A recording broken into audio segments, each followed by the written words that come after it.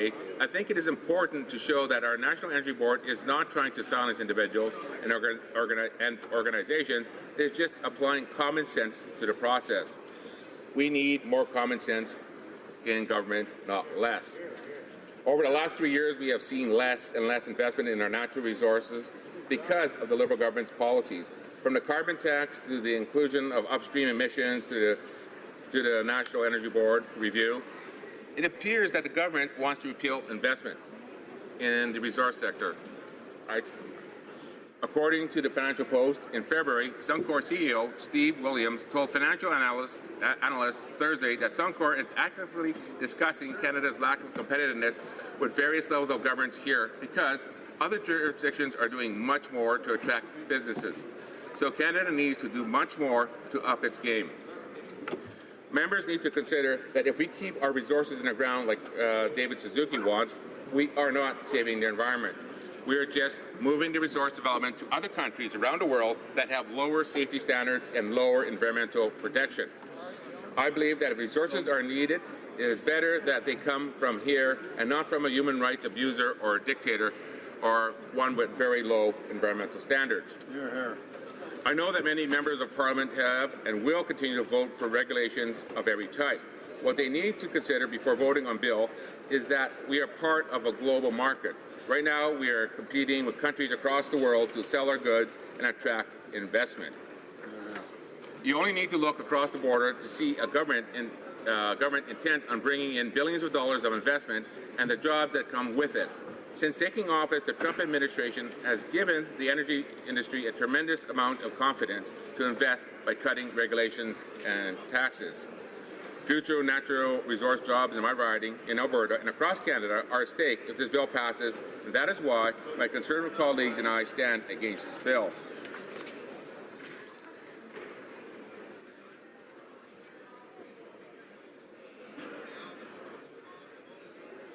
Honourable member for Fort McMurray Cold Lake, I think maybe finding it a bit noisy in here at the moment, and maybe I wonder he might prefer to resume his speech when the House next debates this topic. I know members are getting ready for the budget, so I think that's what he'd like to do.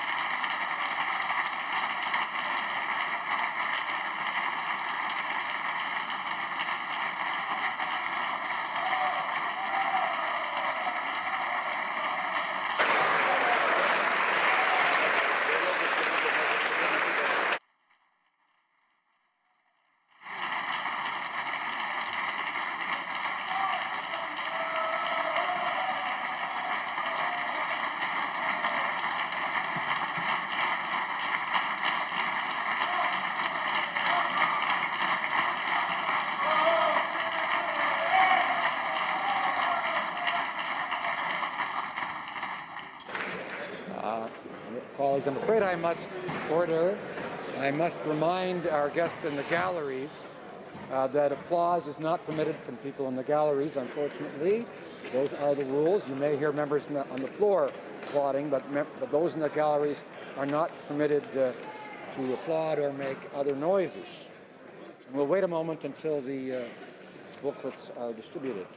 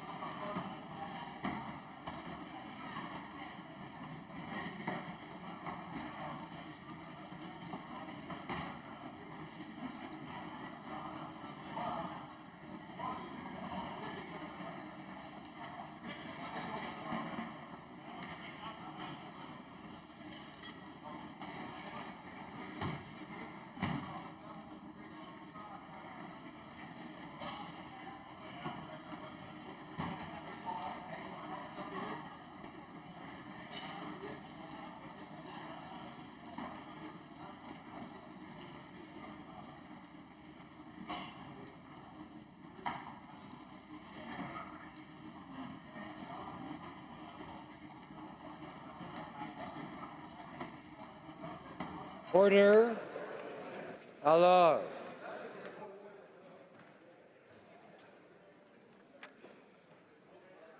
It being 4:07 p.m., the House will now proceed to the consideration of Ways and Means Proceeding number 19 concerning the budget presentation.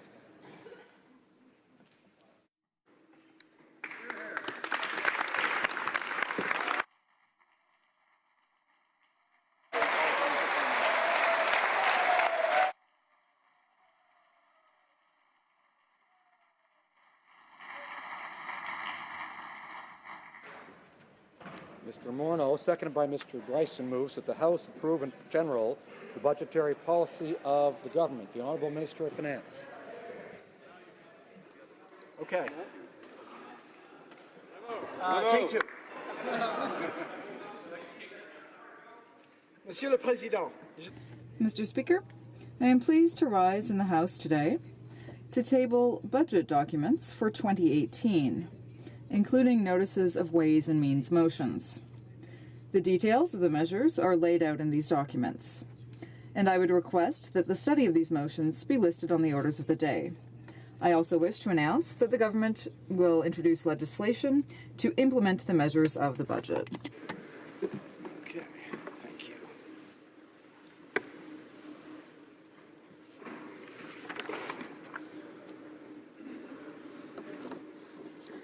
Mr. Speaker, last week I spent some time with a couple of grade 6 classes from Rose Avenue Junior Public School in downtown Toronto. It's an extraordinary school. More than 85% of the students have English as their second language. They're bright, curious, and hardworking. And when they had the chance to ask me about today's budget, well, Mr. Speaker, they would have made all members of this House proud. These 10 and 11-year-old students wanted to know what our government's doing for Indigenous peoples.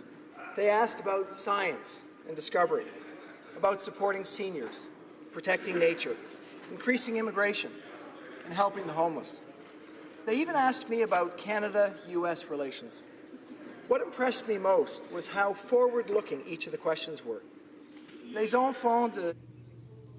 The children at Rose Avenue School, and at schools all across the country, care about the future. They understand that the decisions we make today will transform the world that they will grow up in.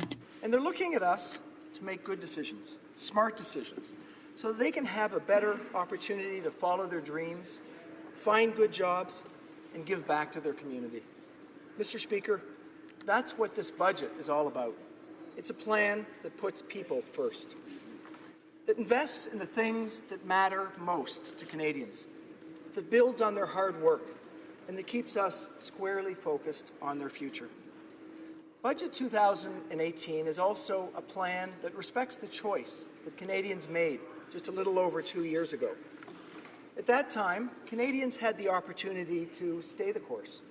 They could stick with a government that favored cuts and a set of failed policies that produced stubborn unemployment and the worst decade of economic growth since the Great Depression. Or they could choose a more ambitious and confident approach. Canadians chose the latter. They put their trust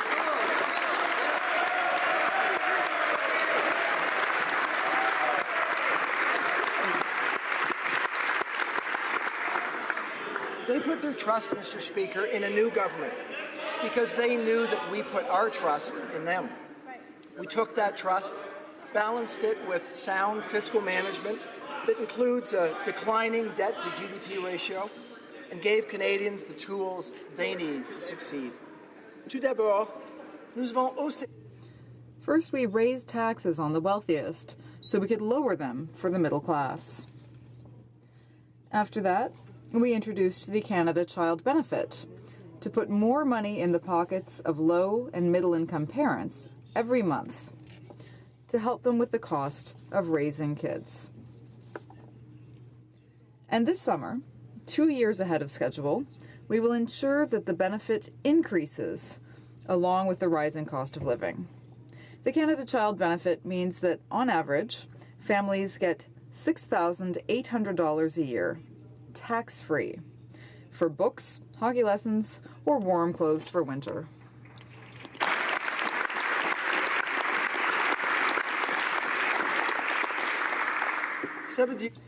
It means that today, about 300,000 fewer children live below the poverty line.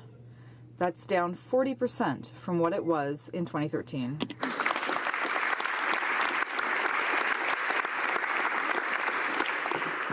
To help Canadians feel more confident about their future, we strengthened the Canada Pension Plan to help workers today and for generations to come. Thanks to the trust that Canadians placed in us, we're able to help 900,000 seniors through increases to the Guaranteed Income Supplement. We helped students get ahead with increases to Canada student grants. We cut taxes for small businesses while making sure that the wealthiest pay their fair share. We're helping more people find a safe and affordable place to call home with the first ever national housing strategy.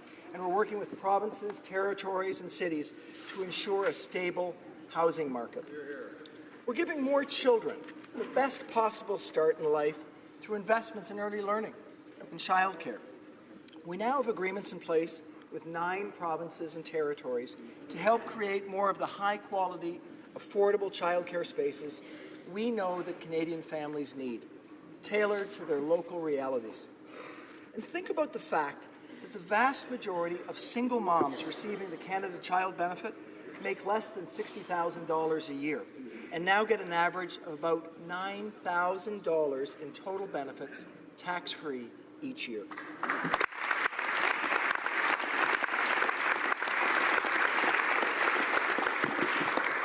Over the last year, Mr. Speaker, we've really seen these investments pay off. The economy, the Canadian economy, is doing well, remarkably well. Over the last 2 years, hardworking Canadians have created nearly 600,000 new jobs, most of them full-time.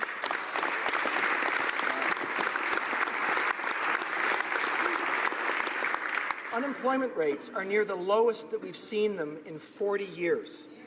Mr. Speaker, our plan is working because Canadians are working. Aujourd'hui, le Canada.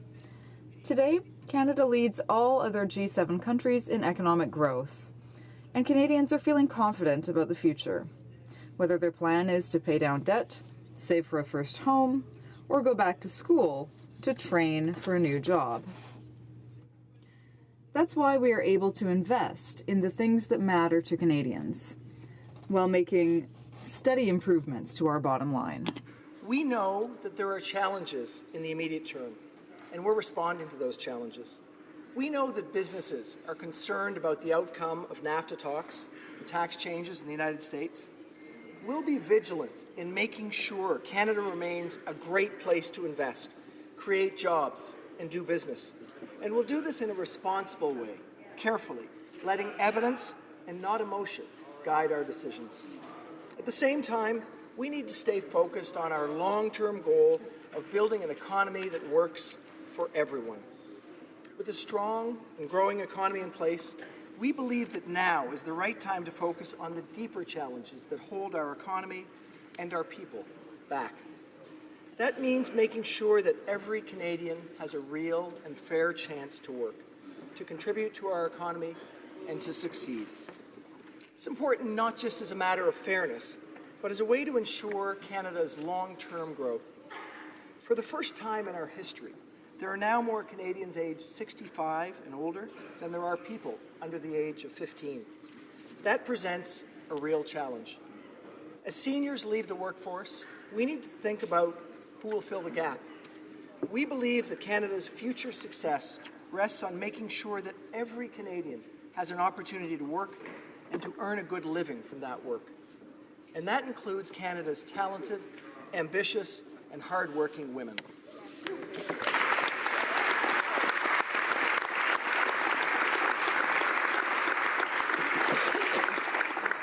I'd like to tell you a story, Mr. Speaker, about one such woman.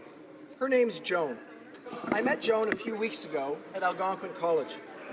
Encouraged by her daughter, Joan went back to school after raising her family. When she first enrolled in school, she thought that she was going to study event planning. But when she got there, she changed her mind because she wanted to pursue a trade and wants to become an apprentice plumber. Now, Joan didn't see herself at first getting into the trades, and she'll be the first choice to tell you that that choice took some of her friends by surprise. But she also feels that it's her true calling. It's work that she's good at, it's work that she wants to do, and she's never looked back. Now, I mention Joan because it's people like her who have the courage to try new things, to forge new paths that make our economy strong and guarantee its future. Over the last 40 years, the rising number of women participating in our workforce has accounted for about a third of our economic growth. That means a better standard of living for all Canadians, thanks to the hard work of women like Joan, who entered or re-entered the workforce. C'est grâce à ces femmes.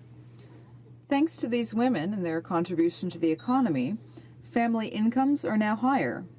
Fewer children live in poverty, and all Canadians are better off. At the same time, for as much progress as we've seen, there continue to be persistent barriers that hold too many women back.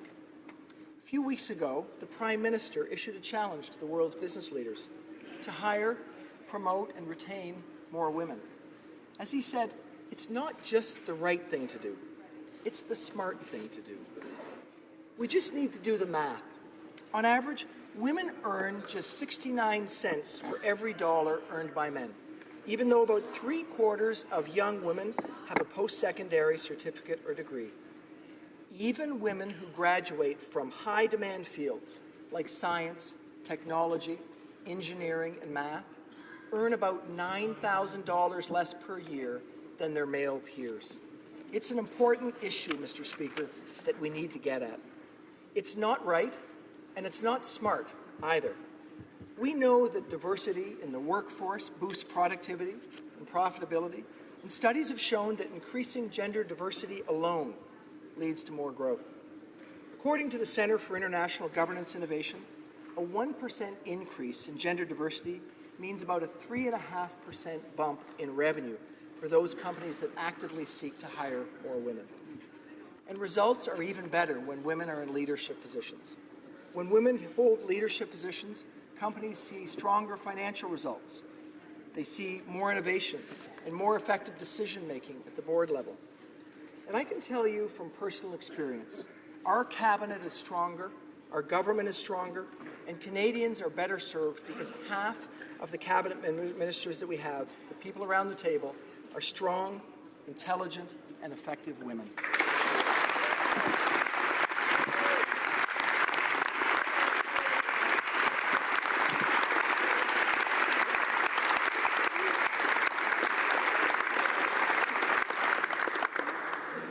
That's why this House has passed amendments that will require federally incorporated corporations to make annual disclosures about the diversity of their senior management teams and boards of directors.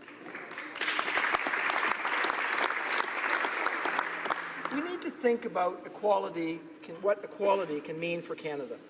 McKinsey Global Institute estimates that by taking steps to advance women's equality, such as employing more women in technology, boosting women's participation in the workforce, Canada could add about $150 billion to its economy by 2026. And RBC estimates that if Canada had a completely equal representation of women and men in our workforce, we could have increased the size of our economy by 4% last year. 4%. When I draft budgets, I fight for every decimal point of growth. Even reaching half that goal, boosting our economy by 2%, would be hugely significant. It would mean more middle-class jobs, more Canadians who have money to pay their bills or save for retirement. Alors, qu'allons-nous faire? So what are we going to do about it? How are we going to make sure that more women and girls can be self-reliant and help their families while helping to grow our economy? By making progress when it comes to equal pay for work of equal value. In this budget, the government's taking an historic and meaningful step by moving forward with proactive pay equity legislation in federally regulated sectors.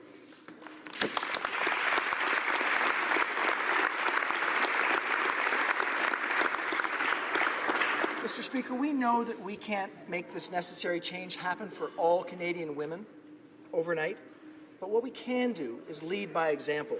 We're trying to encourage all employers to reflect on the way in which work done by women has been too often undervalued and take action to close the gender wage gap and also improve their business prospects.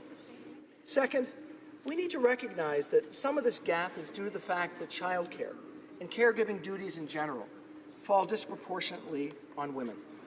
In this budget, we're offering a use it or lose it incentive to encourage both parents in a two-parent family to share equally in the work of raising their children. With the EI parental sharing benefit, two-parent families who agree to share parental leave could receive an additional 5 weeks of leave, making it easier for women to return to work sooner if they so choose. And when that precious time runs out, we know that families need greater access to quality childcare, affordable childcare, which is why we've already invested more than $7.5 billion in early learning and childcare, which will create up to 40,000 new subsidized spaces over the next 3 years while making existing spaces more affordable.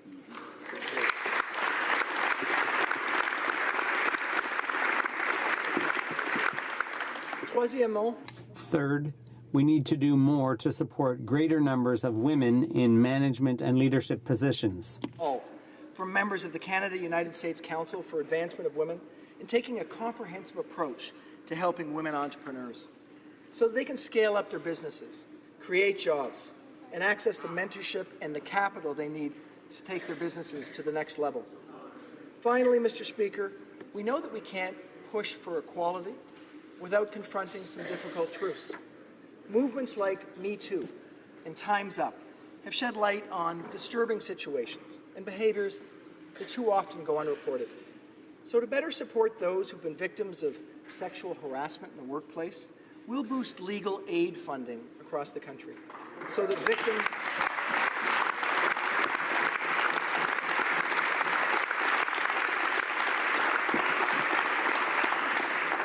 we want to make sure that victims can better understand their rights and get the help they need. I'd like to add, Mr. Speaker, that the work that we're doing to increase the participation of women in our economy and our society can be seen across our entire budget. No budget decision was taken without being informed by what we call gender budget and that gender-based analysis plus. I want to thank the Minister for the Status of Women for her help in making this possible.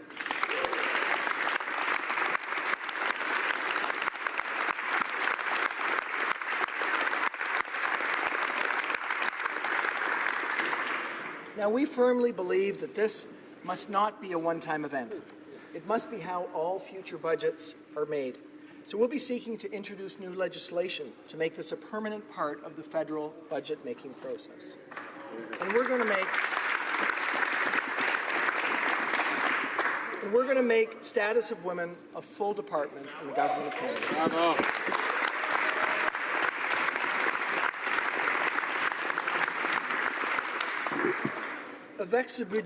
With this budget, we are doubling down on our plan to invest in the middle class and in people working hard to join it. We will do that by strengthening the programs that make the biggest difference in people's lives and by making those benefits easier to get. Includes the new Canada Workers Benefit, a strengthened, more accessible, and more generous replacement for the working income tax benefit.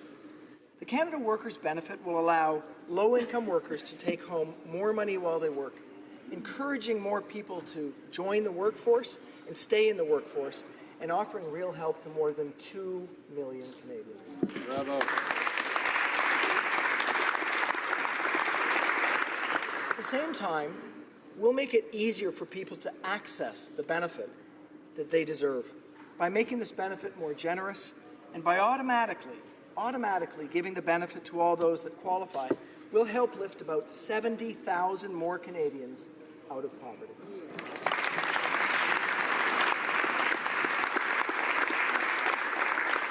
As I mentioned earlier, we've taken steps to strengthen the Canada Child Benefit so that the benefit it delivers keeps pace with the cost of living. We're also continuing to make investments that will help people in times of change, whether they're entering the workforce for the first time, retraining for a new job, or planning for retirement. We're making additional investments in our ambitious innovation and skills plan, including targeted help for women in the trades like Joan and for newcomer women looking to find meaningful work. And we're also taking steps to ensure that our tax system is fair for all Canadians. We can't have an economy that works for everyone if everyone doesn't pay their fair share. That's why we've given the Canada Revenue Agency $1 billion in our first budgets to crack down on tax cheats and offshore tax havens. And with every dollar we invest, we expect $5 in recovered revenue. It's about fairness, Mr. Speaker. We're also making sure that the small business tax rate, on track to fall to 9%, the lowest among G7 countries, is available only to small businesses that want to invest, grow, and create more jobs.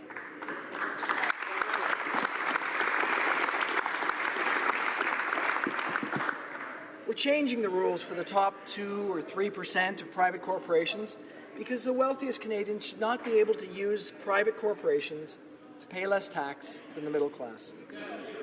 Mr. Speaker, by making smart investments today, the kind that give more people a real and fair chance at success, we can build a forward-looking economy for Canada, one that responds to the needs of a changing world, one that will give the young students at Rose Avenue Public School a real chance to grow and to shine in jobs they're qualified for and excited to have. As the Perimeter Institute's Neil Turok says, it's our curiosity, courage, creativity, and a collaborative spirit that leads us to innovate. That pushes us to create the new technologies that improve our daily lives, make us healthier, drive our economy, and move our country forward. To foster that spirit of innovation and help build the new industries and jobs that our economy will rely on in future years, we'll make significant new investments in Canada's scientists and researchers to make sure that they have the funding and the support required to do their work.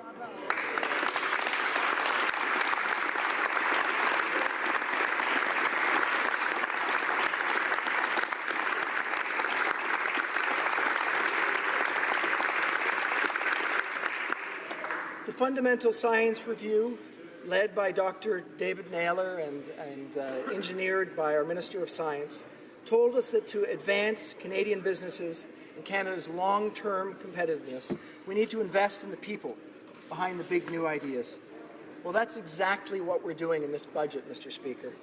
Budget 2018 represents the single largest investment in fundamental and discovery research in Canadian history.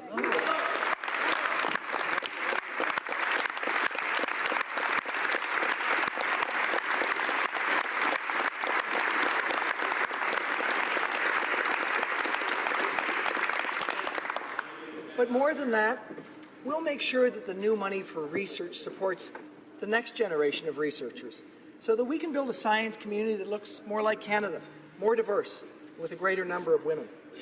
Our government also believes that the most important way in which our future needs to be better than our past has to do with the relationship between Canada and Indigenous peoples.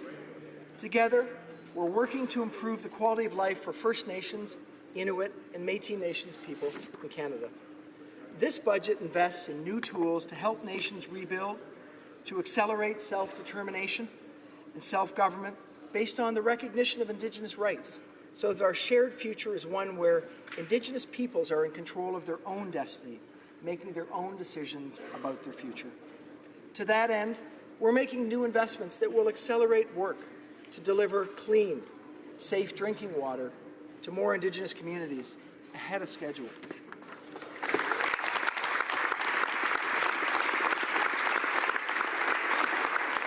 We've already lifted 52 long-term boil water advisories, and Mr. Speaker, we're on track to have all others eliminated by March 2021.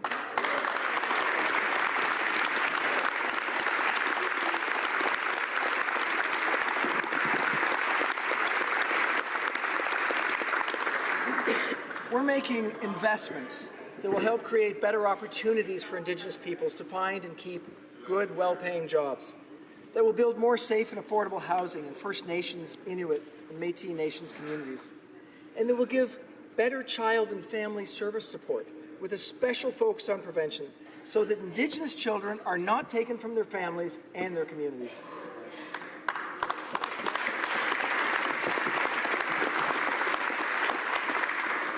To further the important work of reconciliation, we're also investing in the Gord Downey and Shawnee Wenjack Fund to promote cross-cultural dialogue, create places and spaces dedicated to reconciliation, so that more Canadians can be part of building a new and better relation with Indigenous peoples.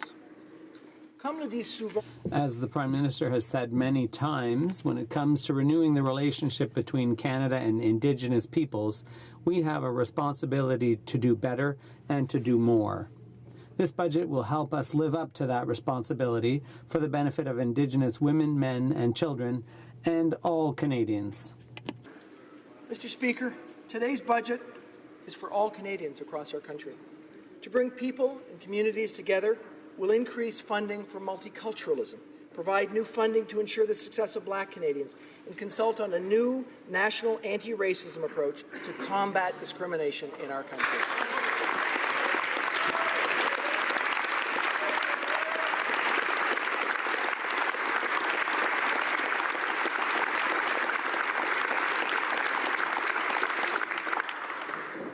To help more people find an affordable place to call home, we're working on innovative solutions, like the Rental Construction Financing Initiative that will build an additional 14,000 new rental units across the country. To safeguard Canadians' privacy and protect both our digital economy and our country, we're making an over $750 million investment in cybersecurity in this country.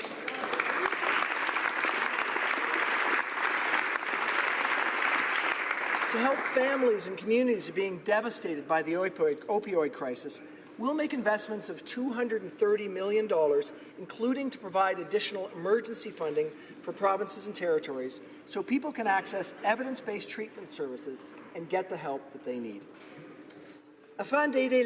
To help workers in seasonal industries like fisheries and tourism, we will work to address the EI black hole, helping families make ends meet until the new work season begins.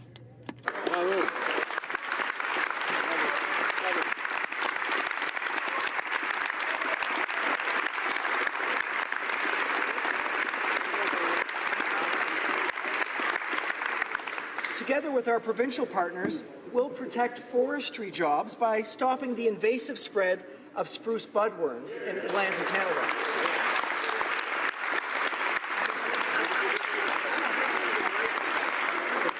Across the country, we'll make new investments to support safe and accessible small craft harbours, essential to Canada's fishery industry and coastal communities.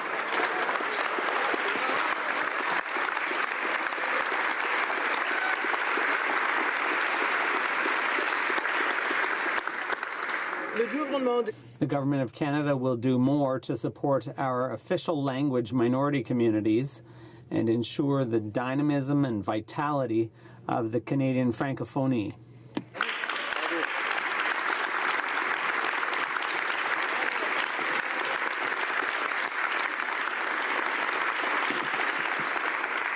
Mr. Speaker, we'll create jobs in regions and rural communities across Canada and provide tailored support for women entrepreneurs through investments in our regional development agencies. ACOA, l'Agence de Développement Économique, The Economic Development Agency of Canada for the regions of Quebec, FedNor, and Western Economic Diversification. Bravo.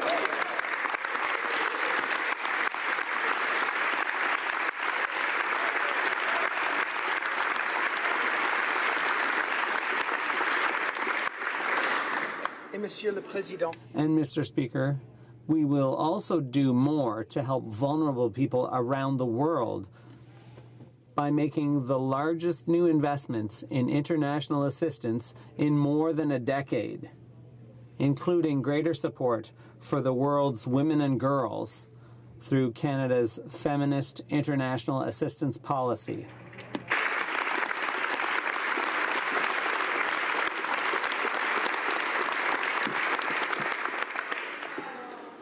Now, Mr. Speaker, there rest challenges in our country. Today, at least 1 in 10 Canadians cannot afford the prescription drugs that they need.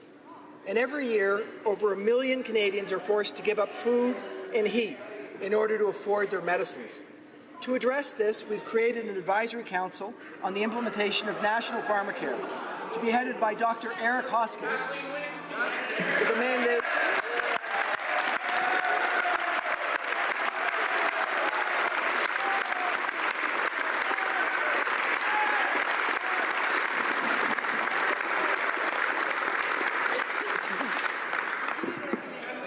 team will have a mandate to study, evaluate, and ultimately recommend options on a path forward on pharmacare that puts Canadians first. Finally, Mr. Speaker, this budget recognizes something that every Canadian understands, that our quality of life and our present and our future prosperity is deeply connected to the environment in which we live.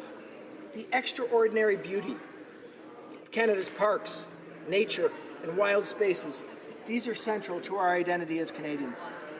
I will say that for my family, it was the chance to witness firsthand the majestic beauty of Canada's north. We've all had experiences like these, Mr. Speaker, whether it's camping with our families, going for a quiet hike alone in the woods. How many of us have gone ice fishing with our friends, or learned to swim at the end of a dock in a freezing cold lake? Watched our kids skip rocks on the shore, or play in the leaves on a breezy fall day. These are the experiences that help to define us as Canadians. When we encouraged Canadians to visit our national parks last year, they responded by the millions. Some parks were so busy that they had to turn people away. We saw how popular our free admissions program was, and that's why we decided to make Canada's national parks permanently free.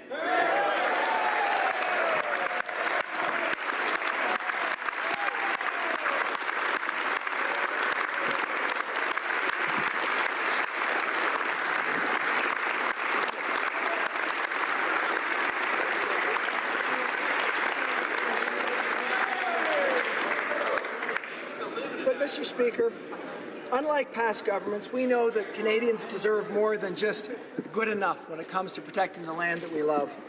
And so we're helping to deliver one of the largest commitments to conservation in Canada's history, with an investment of $1.3 billion to conserve more land and waters, preserve biodiversity, and protect wildlife in our country.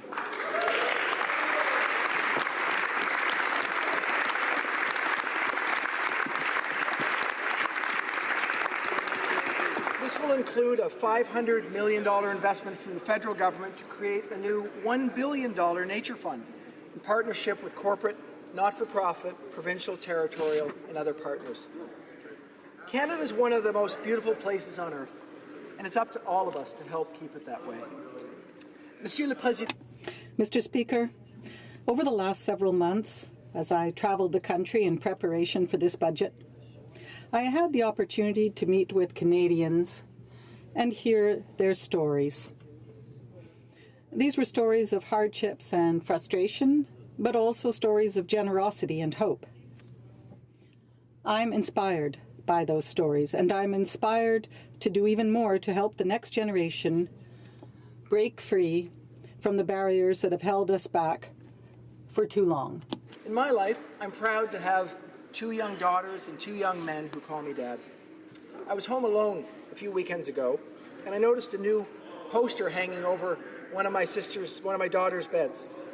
In bold, handwritten lettering, there was a quote there from Malala that said, "We cannot all succeed when half of us are held back." Nous ne pouvons pas. We cannot all succeed when half of us are held back. For me, Mr. Speaker, it was a blinding flash of the obvious. She gets it. The next generation gets it. The children at Rose Avenue Junior Public School, they get it too. It's time for the rest of us to catch up.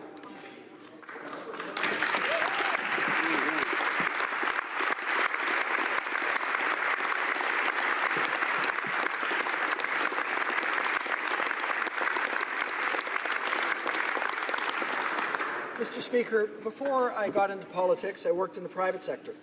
And I have opportunities now, as Minister of Finance, to meet regularly with Canada's top business leaders and CEOs.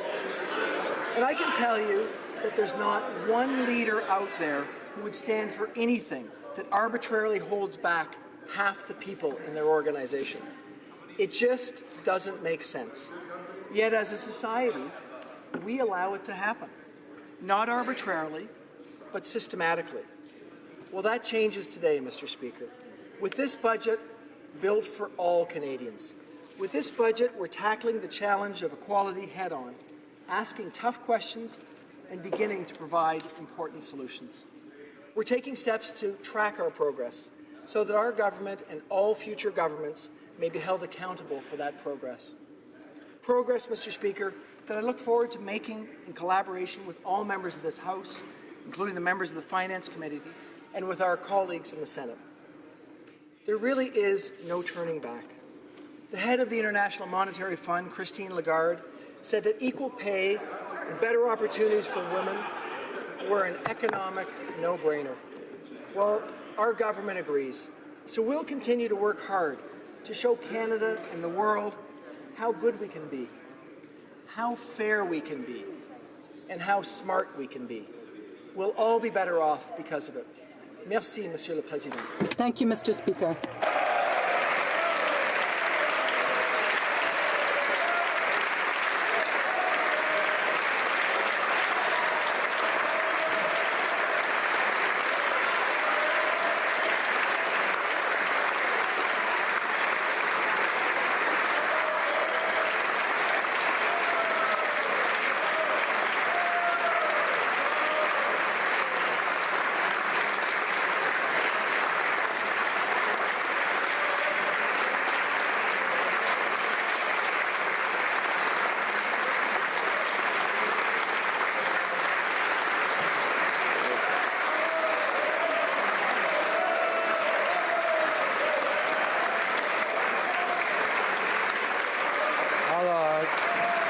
Order, please. Question and comment. Questions and comments? The honourable member for Richmond Athabasca. Thank you very much, Mr. Speaker. While the Liberals are celebrating and trying to make Canadians believe that this is a great day today,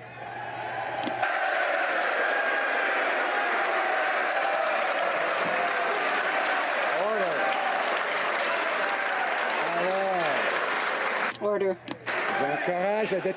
I would encourage all members to save their applause for later and for their own size. The honourable member for Richmond Athabasca. Thank you, Mr. Speaker. Perhaps we'll get to the end of the question if they stop celebrating as they're doing now. Now, what we see in this budget and in the finance minister's speech is that while Canadians were listening to the speech, they had images of the Prime Minister and 19 other ministers just going off on vacation, whether it was India or elsewhere. Mr. Speaker, they had that image of the Prime Minister receiving illegal vacations on the Aga Khan's Island. They had images in their head of the Prime Minister and the government and the Minister of Finance who are using money irresponsibly. And when you look at this budget, what you see, Mr. Speaker, is that there are measures to relieve the burdens of Canadians. Do you? No, actually, hardly any. They're crumbs. Crumbs, Mr. Speaker.